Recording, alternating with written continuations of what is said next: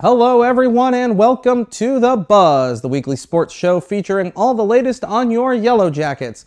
I'm your host Seth Dussault, the voice of the Yellow Jackets, and it's safe to say that things are looking up for AIC Athletics, so we'll dive right in.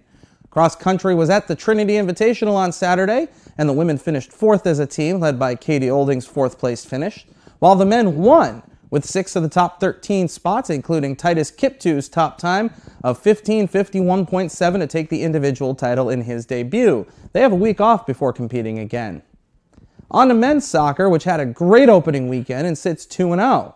The Yellow Jackets toppled Bloomfield on Thursday by a 4-2 score, then overcame a 3-1 deficit to win 4-3 in overtime against New York Tech. Felipe Novellini scored twice and set up the winner in OT, while Connor Hicks had a goal and 2 helpers. The Yellow Jackets next play Bridgeport Wednesday night in Connecticut as we get a look at that overtime winner for the Yellow Jackets. That was knocked in at the 2:20 mark of the extra time.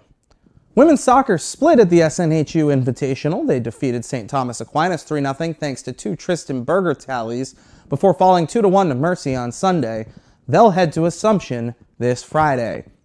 Volleyball had a tough weekend at the Barry University Invitational, going 0-4, but maybe they're following a script. The Yellow Jackets went 0-4 to start last season and then won the East Region Championship.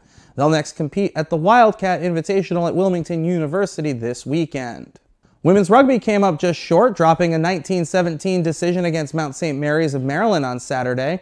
They're home this Saturday at 5 o'clock in the afternoon at Aptow Field. They'll be taking on Sacred Heart University, the Pioneers. Tennis also lost a tight one, going down 4-3 to Dominican. They're home on Tuesday afternoon against Post University at 3:30 p.m. Football battled hard against 2-time CIAA champion Bowie State on Saturday. And though they fell 34-20, the game produced quite a few highlights, including 3 interceptions and this punt block touchdown by human highlight reel Faison Carney. The defense held Bowie State under 100 yards passing, which bodes well for the team's upcoming non-conference tilt against Bentley University at home on Saturday at noon.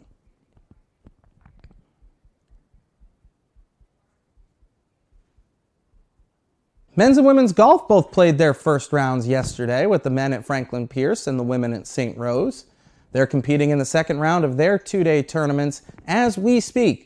So head to AICYellowJackets.com later on today for the final scores and all of the results. And that leaves field hockey, and what a week it was for the ladies, who had 3 games in 3 states in 4 days and dominated, going 3-0 for the first time in program history.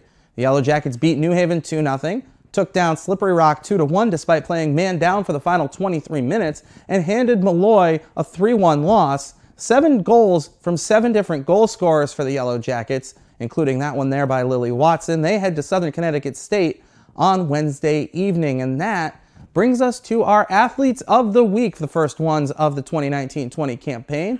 It'll be Felipe Novellini of men's soccer and Jessica Stone of the field hockey team.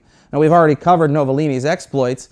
Stone was the goalie of record in all 3 games for field hockey, including her first career shutout Thursday against the Chargers.